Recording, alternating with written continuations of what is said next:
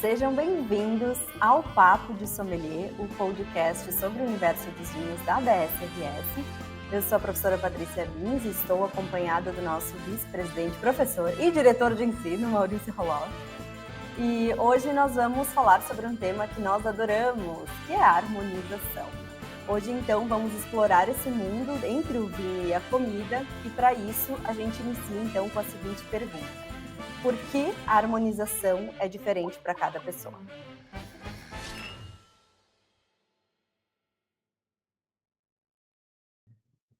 E na tentativa de responder essa dúvida para todo mundo que está nos ouvindo, a gente levantou bastante informação informação científica a respeito de harmonização.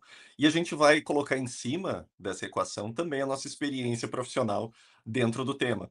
Agora, já introduzindo então o nosso papo de hoje, eu queria começar abordando justamente essa objetividade ou a falta de objetividade dentro do assunto harmonização.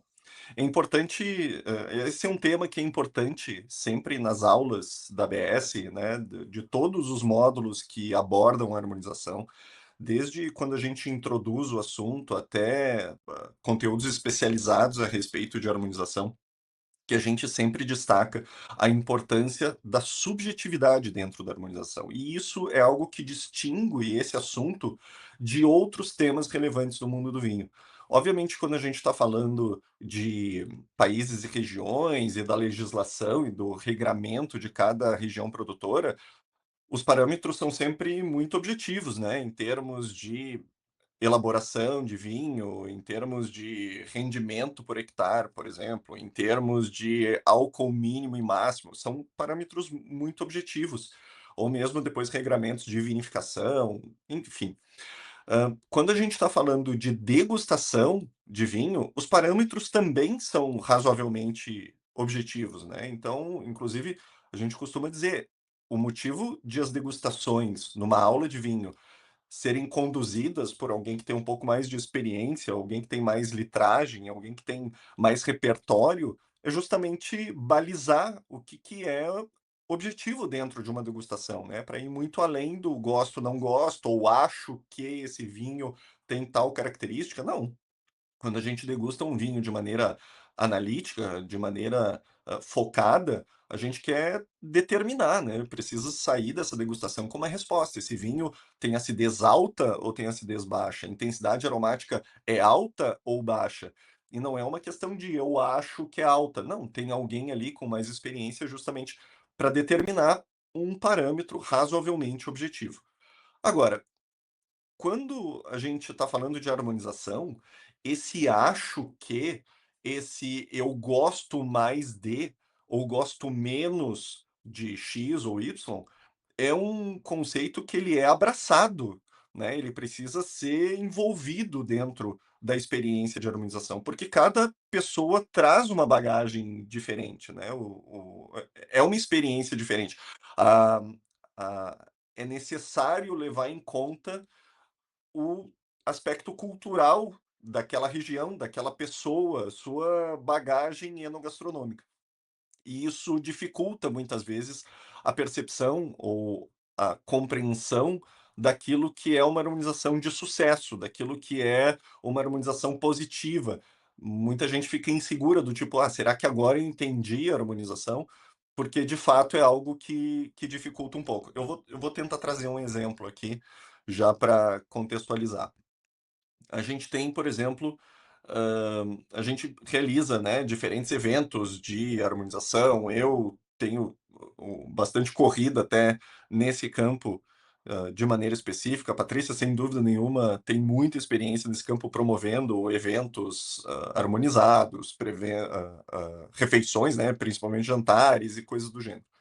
E eu tive uma época em que eu fechei uma parceria com uma rede de restaurantes e que eu conduzia esse tipo de atividade de harmonização com regularidade, né, e eram jantares temáticos, sempre com vinhos diferentes, então foi uma sequência de harmonizações que foi muito bacana, assim, e a gente conseguia lotar um salão com 100 pessoas falando especificamente de harmonização. E é engraçado, eu sempre me lembro desse personagem, que tinha uma pessoa que reservava mesa em todos os jantares. E ele foi a todas as edições dessa sequência de jantares harmonizados. Eu sempre achava curioso, porque ele chegava ao fim da experiência, ou a cada etapa de harmonização que era comentado, né, a gente tirava um tempo para falar, e ele sempre levantava o braço para dizer que ele discordava da harmonização, para dizer que ele não tinha gostado da harmonização, que ele teria feito diferente, que ele teria selecionado outro prato ou outro vinho, ou faria determinado ajuste. E por um tempo aquilo me incomodava, né, não tanto por ser contrariado frente à proposta de harmonização, mas principalmente porque eu ficava pensando: "Por que que esse cara volta, né? Por que que a cada edição ele tá aqui de novo?". Hã, e ele estava errado em, daqui a pouco, contestar, em discordar das propostas de harmonização? Não, eu não estava errado. Era alguém que tinha muita opinião a respeito das harmonizações, né, mas ele tinha todo o direito, ele estava no seu lugar de daqui a pouco dizer: "Olha, isso aqui eu discordo", ou "Eu faria diferente", porque a harmonização ela tem esse caráter, ele ela funciona para a maior parte das pessoas, muito porque a harmonização é estudada para funcionar com a maioria. Então vamos imaginar que nesse salão tivesse 100 pessoas, tinha 99 pessoas contentes e uma pessoa descontente. Essa pessoa ela não está necessariamente errada, mas ela traz consigo padrões, ela traz uma bagagem diferente que diz: "Olha, isso aqui para mim não funciona tão bem". É a mesma coisa, eu vou trazer um outro exemplo rápido, né. Tem muita gente que gosta da combinação de chocolate com vinho tinto. Tem muita gente que gosta de daqui a pouco tá degustando um vinho tinto e quebra um pedaço de chocolate, pega uma colherada de chocolate, e enquanto aproveita o seu vinho tinto seco, tá lá também curtindo um pedaço de chocolate. Se a gente for levar ao pé da letra, essa é uma harmonização que, pelas regras de harmonização, essa é uma combinação incompatível. Agora, a pessoa que promove isso para o seu prazer, pra sua satisfação, para agradar o seu próprio paladar, ela está errada? Dá para dizer que essa pessoa está errada, está cometendo um equívoco? Não está, ela está cumprindo uma combinação que agrada o seu paladar. Então, ela não pode ser necessariamente descartada: "Ah, não, está errado, tem que ir para o purgatório da harmonização", sabe, essa pessoa está condenada nesse ser, não pode, ela tem o direito de fazer isso. Só que, então, por que estudar harmonização, afinal de contas? Porque quando a gente propõe uma harmonização, quando a gente idealiza uma harmonização, a gente tem que imaginar a satisfação daquelas 99 pessoas, entendendo que a gente pode ter uma pessoa descontente, mas tem que trabalhar na regra e não na exceção, porque senão a coisa fica absolutamente incontrolável. Mas, além dessa questão do gosto e da bagagem cultural, a gente tem aqui outros fatores, né, Patrícia, que envolvem também a construção daquilo que a gente chama de gosto e que vai nos levar a resultados positivos ou negativos de harmonização. Exatamente, né, a gente trabalha com todos os conceitos, estuda muito para que a gente possa tentar agradar a maioria, porque é uma tentativa também. Porque se no dia lá o chefe, a chefe de cozinha resolver colocar mais sal, menos sal, outro tempero, acabou com a nossa harmonização. Então é muito variável, é muito difícil, né? O vinho, quando a gente fala, quando a gente usa para uma harmonização com uma certa tipicidade, a gente sabe mais ou menos o que vem por aí, a gente consegue degustar antes e o vinho vai estar igual no dia. A comida pode ser que não esteja. Então são muitas variáveis, né? Como o professor Maurício falava, não é como quando a gente faz uma degustação de um vinho tecnicamente, que a gente tem os parâmetros e a gente consegue comparar com um, depois comparar com outro, sendo o mesmo vinho. Por mais que às vezes a gente tenha, sei lá, a gente pode ter uma variação de safra, de lote, alguma coisa, mas normalmente a gente vai ter um certo padrão, né? E quando a gente está falando de harmonização, são muitas as variáveis, só quando a gente fala de produto, só da comida, né? Com o que está harmonizando com o nosso vinho.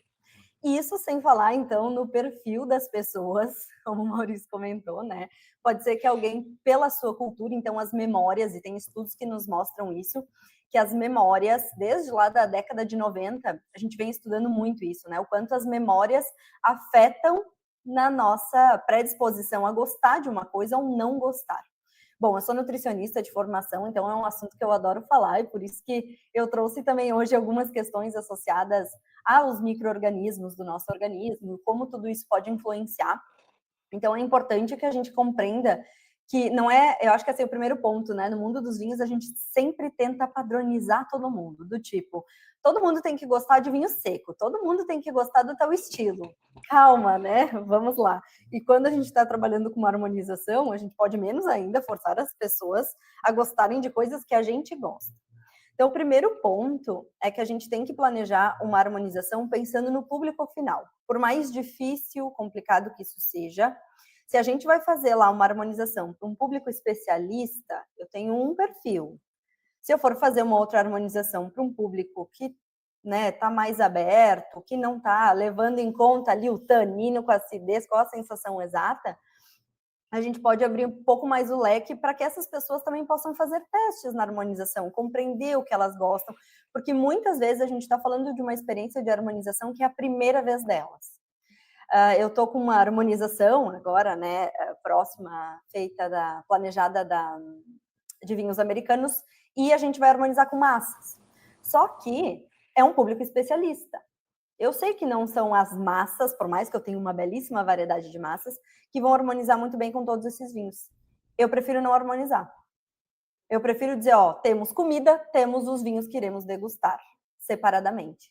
Porque se eu não posso proporcionar, estou vendendo, né, nós como sommelier estou vendendo uma harmonização, e ela não está disposta a agradar a maior parte das pessoas, aquele público especificamente, eu primeiro não posso trabalhar como produto. Então eu tenho que ter esse certo cuidado, que eu vejo que está sendo muito perdido, assim, né? Por mais que a gente tenha uma certa variabilidade, e que a gente possa abrir um pouco, até especialistas às vezes são um pouco mais abertos a vamos tentar algo novo, vamos tentar uma harmonização nova, a gente tem que ter um certo cuidado, principalmente quando a gente está vendendo uma experiência, porque ela tem que ser o mais adequada possível para aquele público. Então, o primeiro passo, eu diria que é tentar compreender melhor, porque imaginem que, culturalmente, cada um de nós, cada um, né, foi criado de uma forma totalmente distinta. Eu, na minha infância, tinha uma certa alimentação, baseado muito no que a minha família tinha, baseado nas regiões que eles vieram. Então, é muito cultural. E aí, uma pessoa, né? Eu fiquei a maior parte da minha infância no Rio Grande do Sul, consumindo carne, consumindo massa, consumindo, às vezes, né, na família ali, depois de 18 anos, fim de mesa, todas essas coisas. E aí, uma pessoa do norte, ela vai ter uma alimentação completamente diferente da minha. Eu, por exemplo, na minha infância, não tenho muitas memórias de comidas bem apimentadas. Né? O meu pai gosta muito de comidas apimentadas e sempre teve. A pimenta estava presente, mas eu não consumia. Então, a partir do momento que eu consumo uma comida apimentada, parece que assim, ó, qualquer álcool ali vai ficar demais para mim naquela pimenta. Mas para muitas pessoas, aquilo vai ser simplesmente uma sensação comum. Então, muito depende da nossa alimentação, do nosso paladar feito lá atrás.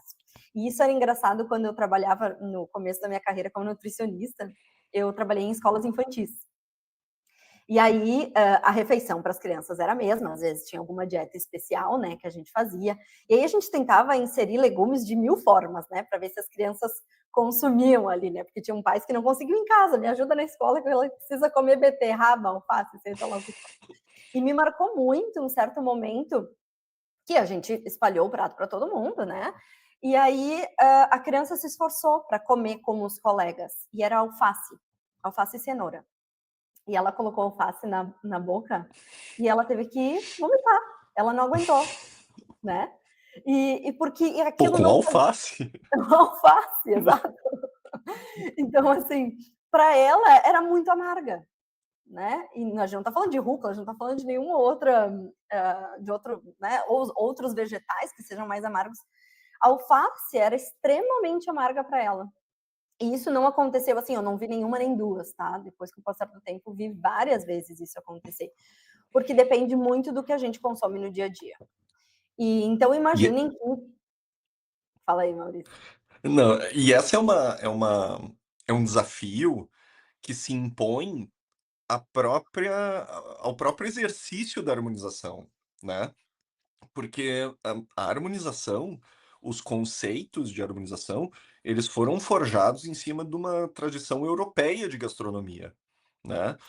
A gente tem o conceito de harmonização sendo definido numa época em que a gente tinha a França como referência de técnica gastronômica, a Itália trazendo uma culinária muito baseada na qualidade do ingrediente, então valorizando aqui, né, 2 aspectos diferentes, ingredientes e técnica, e tendo, sobretudo, a França como grande referência de vinhos, tendo aí, abrindo espaço para alguns grandes italianos, e tendo, assim, algumas exceções dentro desse cenário, né, então alguns grandes brancos alemães, o vinho do Porto como referência para sobremesa, mas o cardápio, o menu do que forma o conceito de harmonização, está fundamentado numa tradição europeia.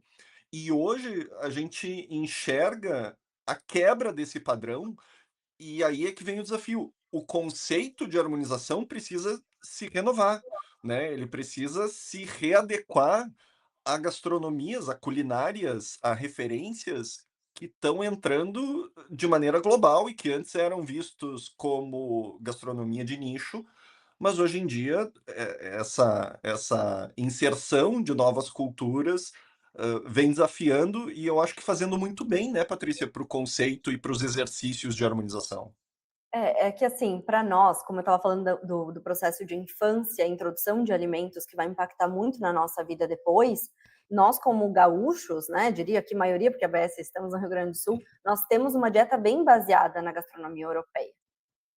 Então, para nós é um pouco mais fácil lidar com essas harmonizações, né? Porque quando a gente fala das harmonizações made in heaven, né, que são as harmonizações clássicas, várias a gente aceita facilmente. Tem muita gente que não suporta as made in heaven, que seriam as melhores harmonizações possíveis, né? Os casamentos perfeitos, vamos dizer assim. Então, primeiro ponto, né, é conseguir tentar lidar com essas diferenças que existem, saber que sempre vai ter alguém ali no meio, né, como o Maurício comentou, que pode ser que não goste daquela harmonização, vai acontecer e não é por isso que a gente tem que ir lá, vamos lá, né, questionar toda a nossa harmonização. Então, se a gente testou e se a gente trabalhou com ela, não é por causa, às vezes, de alguma outra pessoa que a gente vai acabar com um clássico, né? É sempre normal que apareça alguém que não goste daquilo. E tem muitas gastronomias, eu diria assim, e culturas que precisam de harmonizações bem específicas. E aqui, na minha área de trabalho, tem várias vezes que a gente já sabe o grupo. Então, sei lá, vai ser comida africana, vai ser grupo só para judeu, sabe? São grupos normalmente, é bem comum a gente trabalhar por grupos. E estilo de gastronomia. Então, as pessoas já selecionam um menu no qual elas já estão mais acostumadas, ou que já é o gosto pessoal daquele grupo, e aí fica mais fácil para a gente conseguir harmonizar. Agora, quando a gente está falando de um grupo diverso, e aí também que a gente não conhece, é muito mais difícil fazer isso. Então, por isso que a gente às vezes tem que ir em algumas coisas meio sem erro, assim, sabe? Vou usar muito aqueles vinhos médios, né? O Chardonnay, o Pinot Noir, o Rosé. Às vezes a gente tem que ir muito nesses vinhos porque eles vão harmonizar facilmente com muitas coisas. Isso sem falar numa harmonização que a gente não possa testar, né, Maurício? Porque daí torna tudo impossível, assim, né? Eu diria que. É, eu acho eu vou retomar um tema que tu trouxe, que eu acho bem importante reforçar, né, que caso a harmonização ela não seja certeira, é um tanto injusto com o cliente dizer que aquilo é uma harmonização, né. No caso, tu tá promovendo um evento onde tu vai ter vinho e comida. Mas não necessariamente cruzados, não necessariamente combinados e com essa combinação testada, eu acho muito honesto isso que tu tá dizendo: "Olha, é um evento no qual vai ter vinho e comida, mas tu não tá chamando de harmonização", né, resgatando uma fala, foi isso que eu entendi da tua menção Uhum. anterior.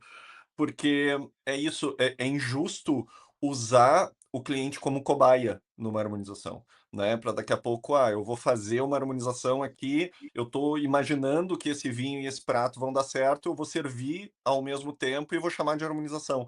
Sem o teste prévio, é muito difícil, porque a referência da gastronomia muda, por mais, é um prato que eu conheço, mas é um prato que tu conhece elaborado pela mão desse Não, e cozinheiro? não é nem só por quem foi elaborado. Semana passada, eu não sou muito fã de cordeiro, mas tá, vamos fazer um cordeiro.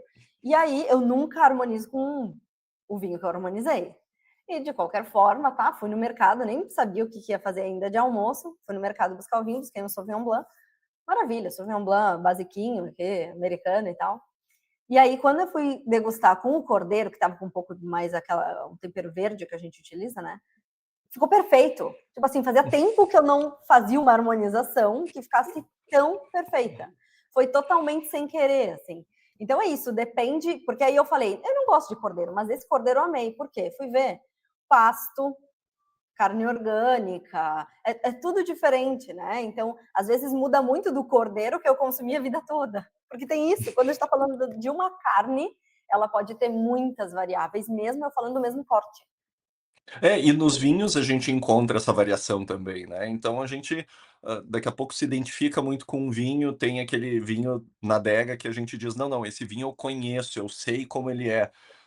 Ótimo, mas é um vinho aquele vinho daquela marca, daquele produtor que tu conhece, que tu confia, mas é um vinho de uma safra recente, ele já está um pouco mais evoluído, né, essas variáveis influenciam no resultado da harmonização.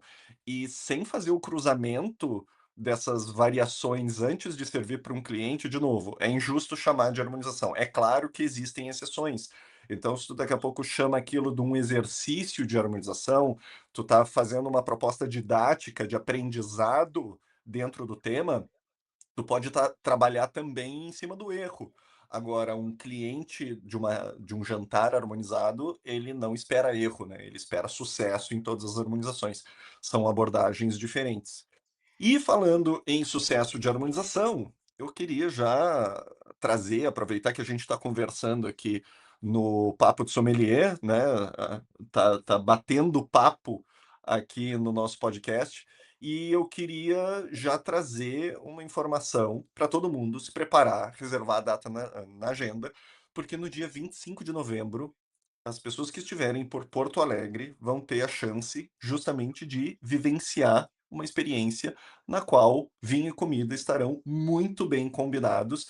E mais do que isso, mais do que a experiência de compartilhar a mesa com amigos da ABS Rio Grande do Sul, de pessoas do setor, né? Vai ser a chance de prestigiar os vencedores do Prêmio ABS-RS, né, ficar sabendo em primeira mão quem são os vencedores do prêmio ABS-RS e também participar do leilão beneficente do Chimas, da próxima edição, do próximo corte do Chimas. E, assim, a gente está muito empolgado com essa próxima edição, porque a gente está trazendo, né, Patrícia, novidades importantes para essa edição. Bom, primeiro que nós mudamos o local, então estamos indo para Porto Alegre justamente com o objetivo para atrair mais pessoas, que fique mais de fácil acesso, mesmo para as pessoas fora do estado. E nesse momento, quando a gente pensa no nosso evento, para nós é muito, muito especial, porque primeiro a gente reconhece o setor por meio do prêmio, né? O prêmio ABS-RS, que já é tradicional aí, então há um reconhecimento do setor. E também porque organizamos o leilão beneficente e que já vem arrecadando bastante dinheiro para as entidades. Esse é um projeto muito bacana, que começou há mais de 4 anos aí, e que a gente vem fazendo anualmente, e nos anos que tivemos outras questões, tipo enchentes, a gente fez 2 vezes no mesmo ano, é para arrecadar para quem precisa, né? Então, a gente vem fazendo isso com muito orgulho, assim, a gente faz um corte todo especial junto com produtores de vinhos da Serra Gaúcha. É feito o blend, que foi feito há pouco tempo atrás, então o corte, ele é feito por um conjunto de pessoas, de especialistas, e aí essas pessoas pensam no melhor blend possível para que a gente, então, tenha o Chimas. Esse é um vinho que é leiloado e junto a ele também, às vezes, vem outras coisas leiloadas ali, né, que a gente consegue dos parceiros, para arrecadar um maior valor possível, então, que vai direto para essas entidades que a gente destina esses valores. É um momento muito especial para nós anualmente. A gente sempre conta com toda a comunidade ABS, amigos, entusiastas do vinho, porque a gente precisa, né, ajudar de alguma forma outras pessoas, e se a gente pode fazer isso bebendo vinho, é melhor ainda, né?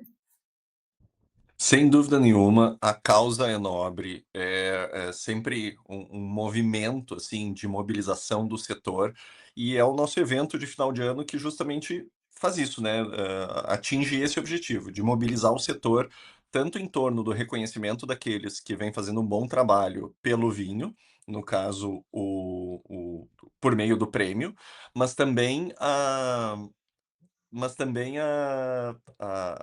o leilão, né, de juntar o setor do vinho ao redor da de uma causa única, né, para favorecer pessoas que estão precisando. Então, dia 25 de novembro, vamos marcar, 25 de novembro, em Porto Alegre. O processo já está andando, a gente, como a Patrícia falou, a gente já tem o corte do Chimas em preparo, o evento está já disparado aqui pela ABS Rio Grande do Sul. Então, assim, muitas novidades nos próximos dias, fiquem de olho e guardem a data na agenda, participem desse momento tão especial. E sempre que vocês quiserem saber qualquer atualização, informação, masterclass, eventos, cursos, sempre no absrs.com.br e nas nossas redes sociais abs.rs. Que a gente vai ter todas as informações sobre ingressos, como vocês podem participar, tem leilão online também, então não se preocupa quem não puder participar presencialmente. E lá no início, voltando ao que a gente estava falando de degustação de vinhos, inclusive quem degusta vinhos sabe que existem os non-taster, os medium taster e os super taster, que são as pessoas que têm uma grande facilidade em fazer uma degustação e sentir muito bem aquelas características do vinho, e tem as pessoas que têm muita dificuldade porque não têm botões gustativos suficientes, não têm os receptores para transmitirem essa mensagem para o cérebro. Então, quem é mais sensível, isso que os estudos nos mostram, né? Quem é mais sensível ao amargor tem uma tendência a ser super taster. Quem não tem qualquer sensibilidade ao amargor acaba indo mais lá para baixo, medium, non taster, não consegue fazer a degustação com muita facilidade. E eu só estou dizendo isso porque não consegue fazer a degustação com muita facilidade mesmo. Não quer dizer que não consiga. Tem, inclusive, grandes avaliadores de vinhos no mundo que se dão muito bem na profissão e são lá non-taster. Então, a gente consegue desenvolver com o tempo, só dá um pouco mais de trabalho. Mas então imaginem que para algumas pessoas os taninos são muito significativos, mesmo que mais baixos numa bebida. E para outras não, né? Gostam daqueles vinhos super tânicos, vai super bem. O vinho beira de piscina é um taná, é um Touriga nacional. Imagine então que nesse conjunto com a comida também vai mudar muito as sensações. Por isso que às vezes, como eu disse, né, quem não é acostumado com pimenta vai colocar qualquer vinho que contém álcool, por mais baixo que seja, vai fazer uma grande diferença. E além dessa característica aí natural de cada um genética, então sim temos fatores genéticos envolvidos nessa avaliação, existe também os fatores que não são genéticos, que são culturais, que a gente já falou, que é um dos que mais impacta então nessa avaliação e como vai sentir uma harmonização. E além desses dois ainda existe a microbiota natural de cada um. Olha, não tão natural porque a gente consegue dar uma estimulada hoje em dia, né, com alguns suplementos, mas a cada vez mais na nutrição a gente vem falando muito, muito de microbiota do trato gastrointestinal, porque a gente precisa ter as bactérias boas, assim, né, na nossa boca, no nosso estômago. Imaginem que quem tem qualquer dificuldade de digestão acaba não gostando muito de alimentos mais pesados e de bebidas mais alcoólicas, mais densas, mais pesadas. Então, essa pessoa, ela vai se dar muito bem com uma harmonização de uma comida mais leve, com um vinho mais leve, menos alcoólico. E outras pessoas que têm a digestão muito acelerada acabam tendo a tendência de gostar mais de vinhos encorpados e comidas encorpadas, né? Porque a gente faz uma harmonização por pesos em primeiro lugar. Então, a gente pode, de alguma forma, hoje, modular essa nossa microbiota para deixar ela mais saudável. E isso está muito em voga, né, na área de saudabilidade. E a gente trabalhando com isso, pode ser que a gente mude também, se a gente começa a manipular, né? A gente mude também o nosso gosto pessoal em relação a vinho e comida. Então, vocês podem ver, né, muitas pessoas, mesmo especialistas, falam assim: "Ah, eu estou na fase X". Às vezes é temperatura, é rotina, é alimentação que está no momento, sim, mas também às vezes é um ciclo que a gente tem de saúde e da nossa microbiota natural. Eu não sei se isso é um pouco de senso comum ainda, tá? Tem alguns estudos que mostram isso, mas ainda há um pouco de senso comum envolvido e eu preciso alertar aqui. Mas eu sempre acreditei muito nisso, vendo o dia a dia dos pacientes, por mais que já faz muitos anos aí que eu saí da clínica. Mas quando um paciente está com muita deficiência de alguns micro-organismos, né, vitaminas, minerais, a gente tem a tendência a buscar mais. É tipo no inverno que a gente precisa ter a nossa imunidade em dia por causa do frio e a gente adora comer uma bergamota, a gente fica com aquela vontade da vitamina C. É mais ou menos isso, tá? Como se o nosso organismo buscasse por aquele alimento de forma mais natural. É o que a gente gosta no momento porque a gente está precisando daqueles micronutrientes. Então, isso também interfere, de certa forma, ao meu ver, né? Todo esse meu aprendizado entre nutrição e vinhos, que essas épocas também se devem muito ao que a gente quer no momento, o que a gente quer no dia, né? Às vezes a gente está lá numa semana acostumado a comer doce, doce, doce, um monte de comida assim mais calórica, estava viajando. Aí quando volta, não está muito afim ainda da salada com vinho leve, sabe? Então é também muito o que as pessoas estão querendo naquele momento. E por isso que sempre vai ter um ou outro ali no meio que vai estar diferente no gosto. E o que não é um problema. Então, por isso que a gente, na harmonização, a gente sempre vai tentar padronizar de alguma forma, para que seja o mais próximo possível. Ou seja, o vinho não pode passar por cima da comida e nem a comida passar por cima do vinho, para que a gente possa sentir os dois. Ninguém vai estar preparando a comida ali para ela não aparecer e ninguém vai estar, um sommelier, né, por favor, não vai estar escolhendo um vinho para ele simplesmente desaparecer naquela harmonização.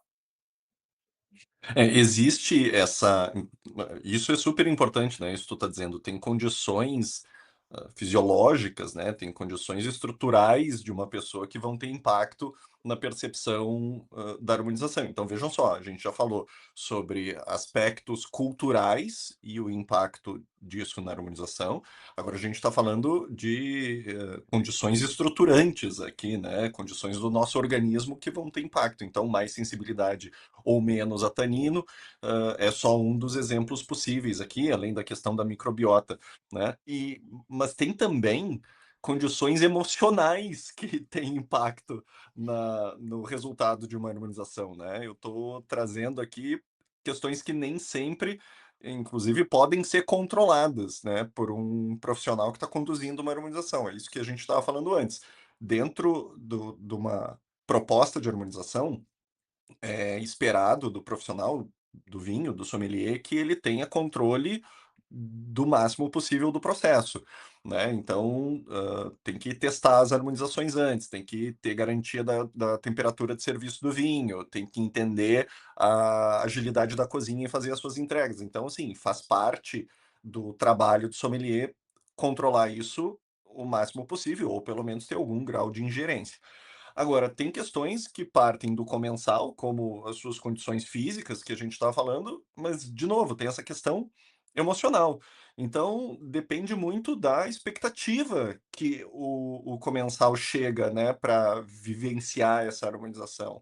Depende muito, daqui a pouco, de questões como a companhia que ele tem para aquela experiência. Se é alguém com quem ele está bem, se é alguém com quem ele acabou de ter uma briga, se é alguém daqui a pouco é uma pessoa que está super empolgada com a ideia da vivência da harmonização e o sua companhia não, né, e tá afim de conversar, e tá afim de bater papo, falar de outras coisas e não entende nada de harmonização e acha uma bobagem a harmonização, entende? Daqui a pouco tem essas quebras de expectativa ou a construção de uma expectativa que pode ser positiva e que pode ser negativa, vai ter um impacto aqui.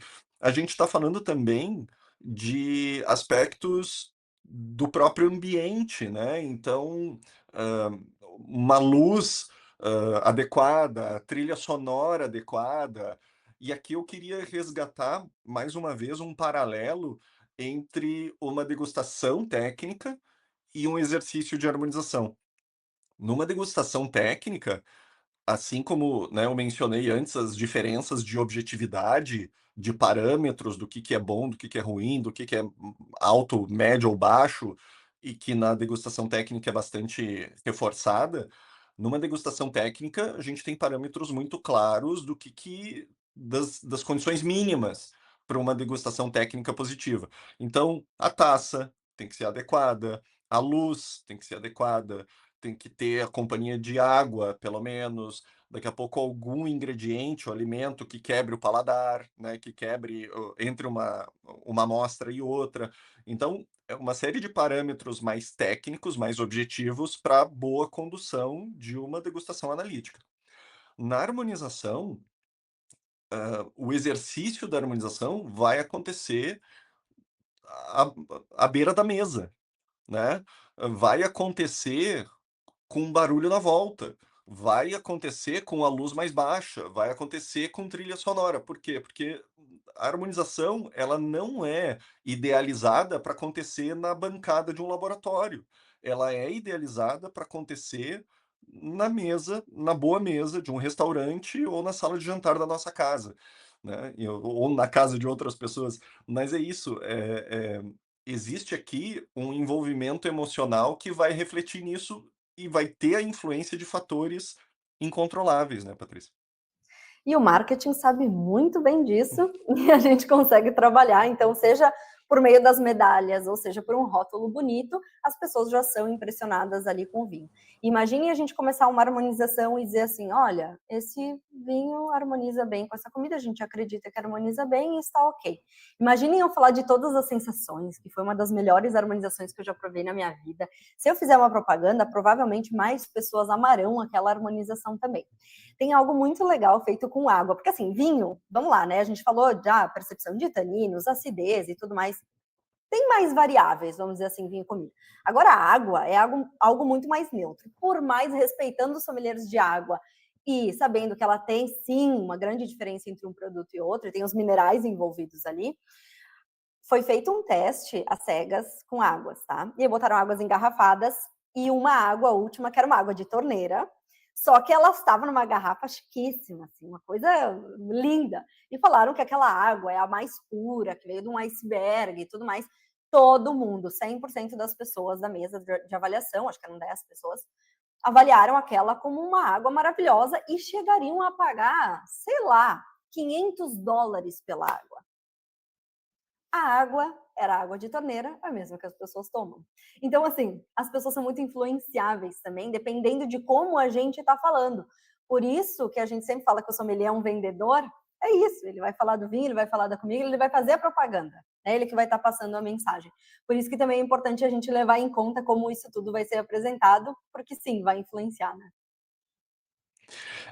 E vou aproveitar aqui a referência ao marketing, porque assim, hã, muitas vezes, levando em consideração essa particularidade da experiência de harmonização, ou seja, como ela é única para cada pessoa, por todos os fatores que a gente abordou até agora, ela muitas vezes é vista a harmonização é vista como uma prática incontrolável, né, como uma prática na qual a gente não consegue ter controle, ingerência a respeito do resultado, e isso acaba afastando muito as pessoas do campo da harmonização, principalmente quem está pensando na promoção de vinho, né. Muitas vezes as pessoas dizem: "Pô, mas eu adoraria, ter uma ter um parâmetro claro de com o que esse vinho funciona, com o que esse vinho combina em termos de enogastronomia, mas levando em consideração tudo que a Patrícia e o Maurício estão dizendo aqui, não tem como ter um parâmetro claro, porque, né, as variáveis apontam para lados muito distintos, assim. Então eu não vou usar isso como argumento de venda do meu vinho. Esse seria um grande erro, esse seria um grande erro. Porque a combinação de vinho com comida é um dos argumentos que mais atrai as pessoas para o mundo do vinho, que despertam a atenção das pessoas a respeito de determinado tipo de vinho, estilo, uva ou produtor. E isso quem está dizendo não somos nós. Tem uma pesquisa, acho que foi a primeira grande pesquisa sobre o consumo de vinho no Brasil, em termos de mercado. É uma pesquisa da Wine Intelligence de 2017 e ela aponta justamente isso, alguém pode dizer: "Ah, 2017 faz tempo". De fato, o mercado do vinho sofreu mudanças nesses últimos anos, mas não mudanças tão estruturais que invalidem essa percepção aqui. A harmonização, a combinação de vinho com comida é o segundo argumento mais forte na hierarquia de tomada de decisão. O que eu quero dizer? Quando uma pessoa está pensando assim: "Ah, eu gostaria de um vinho, eu estou com vontade de tomar um vinho, que vinho eu vou tomar?". O primeiro argumento, a escolha é muito baseada na marca, no renome da marca, né, na fama da marca. Então, o peso da marca acaba sendo a maior atração, o maior gancho para que a pessoa leve determinada garrafa. O segundo argumento é a harmonização. Mais do que país, mais do que variedade de uva, ba entre todos os possíveis argumentos para decidir a escolha de uma garrafa, a o raciocínio de: "Bom, esse vinho vai funcionar com o meu jantar, esse vinho vai funcionar com a refeição entre amigos", esse é o segundo argumento mais forte na tomada de decisão por um produto. Então, de novo, a harmonização, ela é negócio, né, a harmonização, ela é experiência, a harmonização é incontrolável por ser uma prática pouco objetiva, ou pelo menos muito aberta à subjetividade. Agora, não dá para abrir mão dela, né, a harmonização é E acho algo que de é também sobre testar no ambiente mais próximo possível. Às vezes a gente faz teste de harmonização, eu vi nos restaurantes, assim, né? Faz de tarde, sem música, um ambiente totalmente diferente. Tenta fazer o teste o mais próximo possível, em horário, em ambiente, em local, em apresentação, que vai ficar com certeza a melhor experiência que vocês podem oferecer. Então é isso, né? Não estamos aqui para ninguém desistir da harmonização, mas para vocês saberem que existem muitas variáveis e a gente pode controlar isso quando a gente testa e quer vender uma experiência. Maravilha. Agora, para testar em casa, é isso. Se você convidar um amigo, seu amigo odiar, você fala para ele, deve ser sua microbiota, ou alguma coisa assim, né, Maurício? Tem desculpa. é uma ótima maneira de se justificar frente a uma harmonização negativa, né. Tipo: "Ah, olha, Com certeza. assim, tá tudo certo, o problema é tu, né, o problema é o teu organismo, bota a culpa na microbiota", Com isso genética, aí. talvez, né? Mas Exatamente. é legal, assim, a gente quis trazer esse tema justamente porque às vezes a gente não tem tempo de falar sobre isso nas aulas de harmonização, porque a gente fala tanto sobre conceitos e tão pouco sobre as experiências pessoais de cada um, que a gente não consegue abordar isso com tanta profundidade como a gente fez hoje, assim. Então foi muito legal a gente ter esse momento.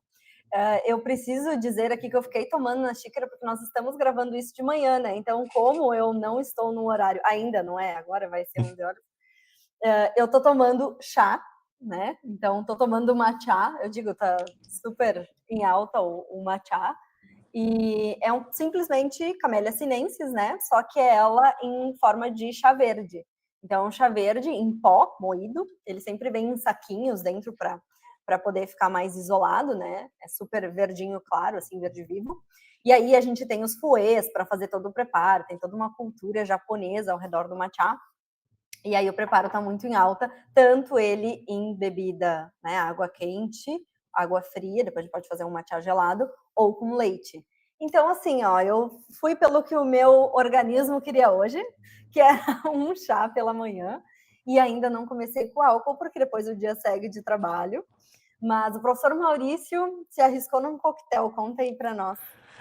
A gente está em fuso horários diferentes, né, então aqui já é socialmente aceitável, tá bebendo, já passa do meio-dia aqui, então tá tudo tranquilo, né, só mais um dia de semana no escritório, nada demais. Não, tô brincando. O que eu tenho aqui é um gin tônica, né, então a gente tá começando a primavera, eu achei que um drink refrescante funcionaria bem, só que dei uma adaptada no meu gin tônica, e isso, quando o assunto é gin tônica, é absolutamente, permitido, né. A gente tem muitas receitas de gin tônica. Eu tô usando aqui uma parte de gin, 2 partes de tônica, bastante gelo E em vez de limão siciliano, que seria o mais tradicional, eu estou usando uma fruta que está no fim da estação aqui, mas da qual eu gosto muito, que é limão bergamota. E eu gosto também geralmente, de um ramo de alecrim, acho que dá uma refrescância. Eu estava sem alecrim, então para guarnição aqui eu tenho um galinho de tomilho, só para dar uma turbinada aromática. Então fiz uma combinação, aproveitando que o gin tônica é bem permissivo em termos de adaptações, e tô aqui curtindo o início da primavera com uma taça bem refrescante para acompanhar esse nosso papo. Esse papo que vai, inclusive, chegando ao fim, né? Então, queria só retomar o convite para todo mundo ter em mente o nosso evento de final de ano, prêmio e leilão da BSRS, no dia 25 de novembro, aqui em Porto Alegre. Mais informações na sequência. Fiquem ligados aí nas nossas redes sociais, como a Patrícia falou. Isso aí, então aproveitem para curtir esse episódio, seja na plataforma que vocês estão nos ouvindo, deixem comentários aí para nós, para que a gente possa ver e responder vocês. E também estamos sempre disponíveis aí para tirar as dúvidas sobre o universo do vinho, tanto no nosso canal no YouTube, quanto no nosso Instagram, Facebook e LinkedIn. Muito obrigada pela companhia. E qualquer dúvida que vocês tiverem, comentem sobre a harmonização, alguma coisa que deu muito certo ou deu muito errado também. Sim, mandem as suas dúvidas, perguntas, participem desse papo junto conosco, tá bom? Então, fica um brinde e até a próxima.